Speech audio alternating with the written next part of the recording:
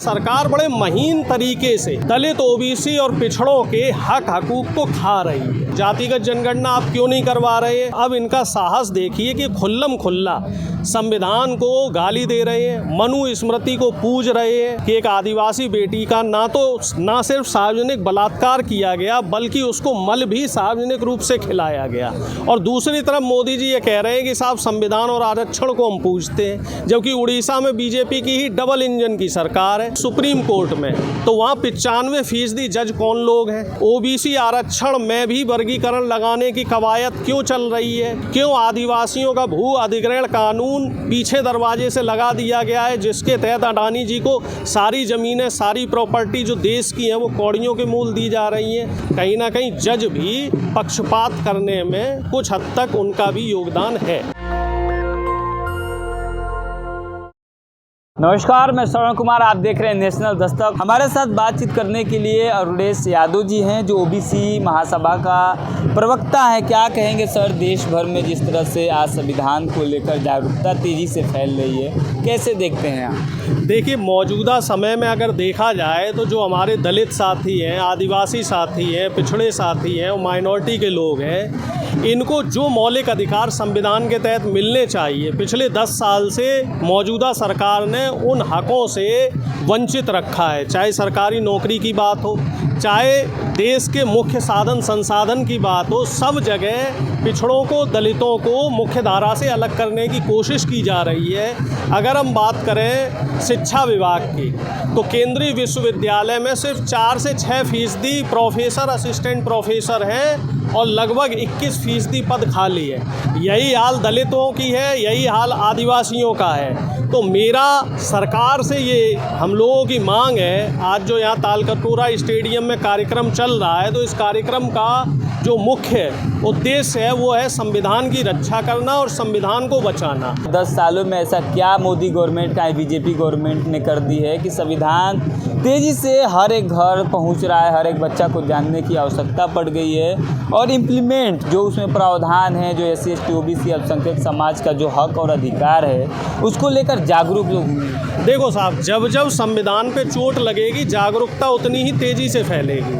आप देखिए, अभी हम ताज़ा तरीन बात करें, आरक्षण में भी वर्गीकरण कर दिया है दलितों के आरक्षण में। अगर पिछड़ों की बात करें तो वो क्रीमी लेयर नहीं बढ़ा रहे हैं। क्रीमी लेयर अभी भी 8 लाख रुपए है, जबकि EWS की क्रीमी लेयर 12 लाख है। तो यहाँ एक तरीके से अगर कट ऑफ निकाली जाए, जैसे अभी उत्तर प्रदेश में एक कट ऑफ आई है, तो वही कट ऑफ सामान्य वर्ग की है, वही OBC की है, वही SC की है और वही EWS की है। उत्तर प्रदेश जो पुलिस वाला है। जी जी जी। तो आप उसमें देख के अंदाज़ा लगाइए कि किस तरीके से सरकार बड़े महीन तरीके से दलित, ओबीसी और पिछड़ों के हक हकूक को खा रही है। जिनकी आबादी मात्र 10% थी, उनको 10% आरक्षण मिल गया, 10% EWS दे दिया। हमारी दूसरी मांग है हमारी महत्वपूर्ण कि आप साहब जातिगत जनगणना करवाओ। जातिगत जनगणना आप क्यों नहीं करवा रहे हैं? कम से कम जानकारी तो हो कि भाई कितना दलित है, कितना OBC है, कितना SC ST है, और उनको सरकारी साधनों, संसाधनों और सुविधाओं का कितना लाभ मिल पाया है और कितना नहीं मिला है। मोदी जी एक तरफ तो कहते हैं कि पूरे देश के नागरिक जो है वो हमारे प्रिय है, लेकिन जब फ़ायदा देने की बारी आती है तो चंद जो इनके पूंजीपति मित्र हैं और जो चंद RSS के लोग हैं, उन्हीं को फ़ायदा क्यों दिया जाता है? निजीकरण को जो आए दिन बढ़ावा दिया जा रहा है, उस निजीकरण से किसे लाभ हो रहा है? निजी संस्थाओं में कितने दलित, OBC, SC ST के बच्चे वहाँ नौकरियाँ कर रहे हैं? क्या मोदी जी ने 10 साल में सुध ली है कि निजी संस्थानों में भी आरक्षण लगाया जाए? तो एक मांग हमारी ये भी है कि प्राइवेटाइजेशन को रोका जाए और जो निजी कंपनियां हैं वहाँ भी आरक्षण की सुनिश्चिति की जाए, और जब जनसंख्या हमारी बढ़ रही है तो उसी हिसाब से हमें आरक्षण दिया जाए। एक तरीके से आप देख लो, 60% आरक्षण तो इन्हीं का हो गया। हमारा तो जो हिस्सेदारी है वो धीरे धीरे कम होती जा रही है। ये 60% जो आपने आरक्षण कहा है, ये साफ साफ ग्राउंड लेवल पर दिखता है, कॉलेज यूनिवर्सिटी में अगर आप सर्वे करेंगे तो। लेकिन सवाल है कि जिस RSS पे सरदार पटेल ने बैन किया था, आखिर वो जब मोदी गवर्नमेंट, जब बीजेपी गवर्नमेंट आती है तो उससे वो बैन हटा दिया जाता है, और उसकी शाखा में जो सरकारी विभाग के कर्मचारी हैं वो भी शामिल हो सकते हैं। लेकिन सवाल है कि जो RSS पे इतना लंबा लंबे तक बैन रहा, आखिर वो इतना एक ऐसे उठ खड़ी कैसे हो गई? देखो साहब, जैसे ही बीजेपी सत्ता में आई, इन्होंने सबसे पहले आरएसएस को पालना पोषना शुरू किया, और मोदी 3.0 जो तीसरी बार मोदी जी की सरकार आई, इसके बाद तो इन्होंने बाकायदा सरकारी कानून बना दिया कि अब जो सरकारी अधिकारी हैं वो भी खुल के आरएसएस की ड्रेस पहन के शाखा ज्वाइन कर सकते हैं। पहले ये लोग दबे छुपे ये काम करते थे, और अब इनकी ताकत देखिए, और अब इनका साहस देखिए कि खुल्लम खुल्ला संविधान को गाली दे रहे हैं, मनु स्मृति को पूज रहे हैं, दलितों के लिए आए दिन आप देख रहे हैं, तमाम खबरें आप पढ़ते हैं। अभी जैसे उड़ीसा में एक बड़ी बीभत्स घटना हुई है कि एक आदिवासी बेटी का ना सिर्फ सार्वजनिक बलात्कार किया गया, बल्कि उसको मल भी सार्वजनिक रूप से खिलाया गया। और दूसरी तरफ मोदी जी ये कह रहे हैं कि साहब संविधान और आरक्षण को हम पूजते हैं, जबकि उड़ीसा में बीजेपी की ही डबल इंजन की सरकार है। इसी तरह की घटनाएं आप राजस्थान में देखिए, उत्तर प्रदेश में देखिए। उत्तर प्रदेश में अगर देखा जाए क्राइम खास तौर से महिलाओं के प्रति, तो सबसे ज़्यादा है, नंबर 1 पे है। और वो क्राइम की शिकार कौन हो रहे हैं? दलित की बेटियां, पिछड़ों की बेटियां, आदिवासियों की बेटियां, अल्पसंख्यकों की बेटियां। तो मोदी जी का आरक्षण के लिए जो राग अलापना है, वो कहीं ना कहीं मुझे ऐसा लगता है कि वो हाथी के दिखाने वाले दांत हैं। असल जो इनकी मंशा है वो ऐसी है कि धीरे धीरे संविधान को कमज़ोर किया जाए। सरकारी नौकरियों में जो निजीकरण ये ला रहे हैं, ठेके पे एम्प्लॉय रख रहे हैं, वो भी एक बहुत बड़ी वजह है कि आरक्षण कमज़ोर हो रहा है। और दूसरी इसके पीछे जो एक और वजह है, वो है कुछ चंद जो पूंजीपति हैं, अंडानी जी जैसे और अंबानी जी जैसे, उनको देश की सारी संपत्ति लुटा देना। आप उत्तर प्रदेश की बात की हैं। उत्तर प्रदेश से जो संभल से जो घटना आई है, जिस तरह से मस्जिद के नीचे शिवलिंग ढूंढा जा रहा है, लेकिन सवाल है, ये जो उत्तर प्रदेश से घटना आई हो सवाल खड़ी कर देती है कि क्या सिर्फ इसमें राजनीतिक पार्टियों का सहयोग है, या इस देश में जुडिशरी, मीडिया और जो संवैधानिक जो अच्छे पॉइंट है, मीडिया जिसमें बात किया जाए, न्यायपालिका की बात किया जाए, विधायिका की जो बात किया, जो कानून बनाते हैं, क्या उसमें रोल दिख रहा है?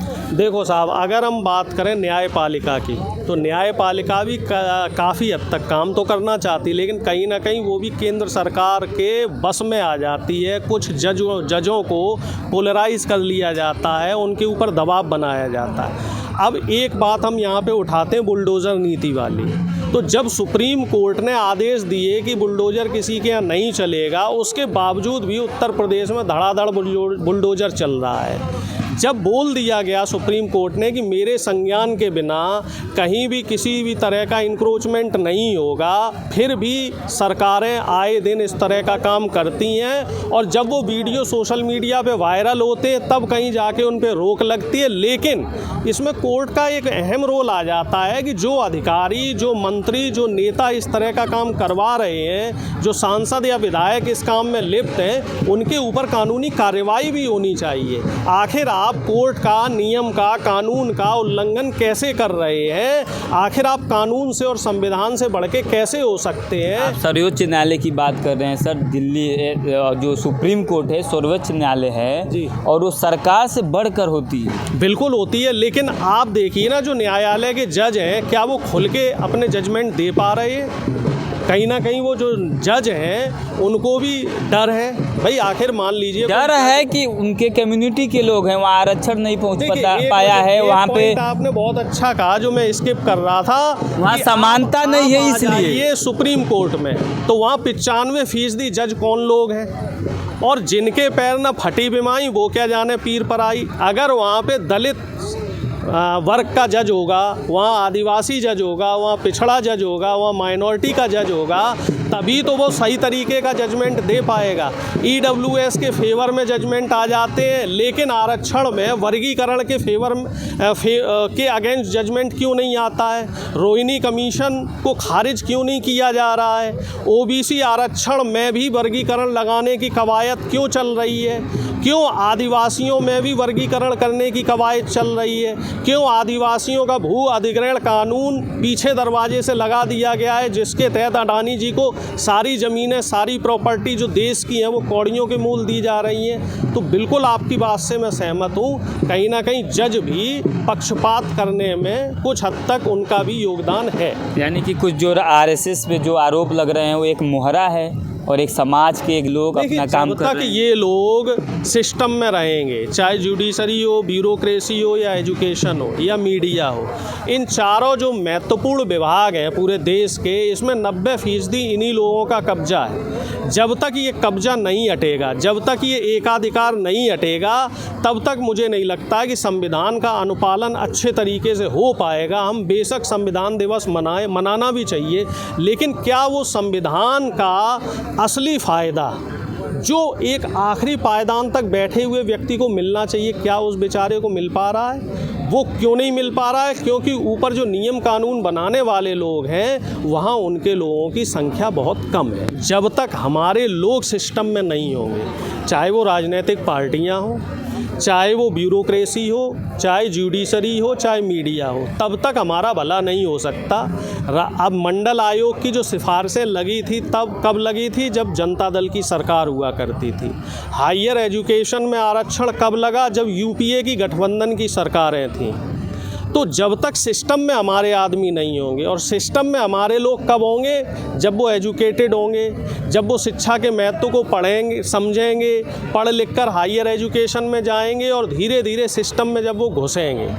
हमारे लोगों का हर सिस्टम में होना बहुत ज़रूरी है, तभी हम लोग आरक्षण के सही महत्व को, संविधान के सही महत्व को, लोकतंत्र के सही महत्व को समझ पाएंगे और सबको समझा पाएंगे। कांग्रेस पार्टी में एक भी SC ST OBC के प्रवक्ता नहीं है। अगर आरक्षण पर कांग्रेस पार्टी बात कर रही है, कहीं जाति जनगणना पे बात कर रही है, तो डिफेंड कौन लोग करेंगे? देखिए, ऐसा है, अब पार्टी की जो संरचना है वो काफ़ी हद तक बदली है। नहीं, बदली है, ठीक है, मैं आज की बात कर रहा हूँ, मैं बहुत पहले की बात नहीं कर रहा। हमारे जो अभी 75 राष्ट्रीय सचिव बने हैं उसमें से 24 पिछड़ी जाति के हैं, 11 SC हैं, 7 ST हैं। लेकिन आप जानते होंगे सर कि मीडिया का, सोशल मीडिया हो, मेन स्ट्रीम मीडिया हो, मीडिया का बहुत बड़ा प्रभाव पड़ता है देश पर। बिल्कुल, लेकिन प्रवक्ता एक भी नहीं है, तो कैसे क्या होगा? नहीं, प्रवक्ता हैं, लेकिन अब दुर्भाग्य की बात यह है कि उन प्रवक्ताओं को मुख्य चैनल में नहीं बैठाया जाता। प्रवक्ता हैं, मैं भी प्रवक्ता हूँ, अंशुल अभिजीत जी जो दलित समाज से आते हैं वो भी प्रवक्ता हैं। जो इस देश में दिखता है वही बिकता है। तो अब यहाँ पे जब तक मीडिया में हमारे लोग नहीं होंगे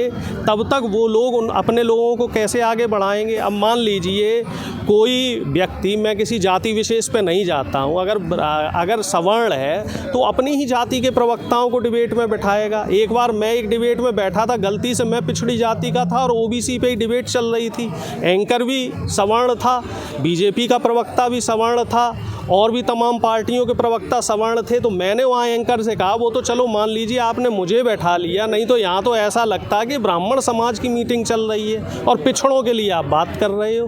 तो आपकी बात से मैं बिल्कुल सहमत हूँ। जब तक हमारे लोग सिस्टम में नहीं होंगे तब तक ये सिस्टम सुधार पाना कोई आसान काम नहीं। चलिए, शुक्रिया जी, धन्यवाद। तो सर ने जिस तरह से बताया कि आप कहीं भी हों, आपकी कोई भी राजनीतिक पार्टी हो, कांग्रेस हो, बीजेपी हो, सपा हो, RJD हो, JDU हो, DMK हो, चाहे देश में क्षेत्रीय पार्टी हो, चाहे राज्य स्तर की पार्टियां हो, चाहे इस देश में राष्ट्रीय पार्टियां हो, तब तक आपके समाज का, आपके घर का कोई नेतृत्व करता नहीं रहेगा, तब तक ना आपका समाज, ना आपका परिवार और ना आपका देश कोई आगे नहीं बढ़ सकता है।